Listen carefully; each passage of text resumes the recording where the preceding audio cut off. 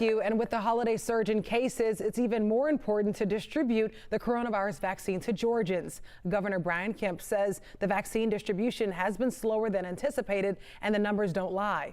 According to the Department of Health, just over 372,000 vaccines have now been delivered, but only roughly 52,000 vaccines have been administered. That means only 16% of the shipped vaccines have gone into the arms of people in Georgia. An expert we spoke with says she's not surprised that it's a huge undertaking that requires a lot of coordination, supplies, and people.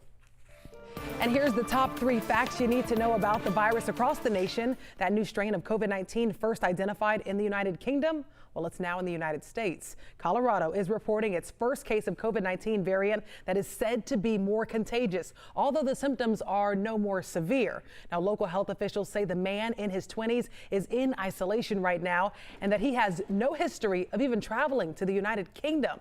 And a U.S. Congressman-elect from Louisiana has died after a battle with COVID-19. A spokesman confirmed 41-year-old Luke Ledlow died last night. The Republican won a runoff election for Louisiana's 5th congressional district on December 5th.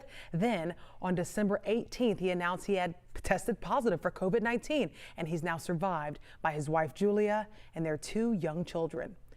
And the CDC's moratorium on evictions is now extended through the month of January. It was set to expire tomorrow. The requirements set in place to avoid evictions are still in effect and have not changed.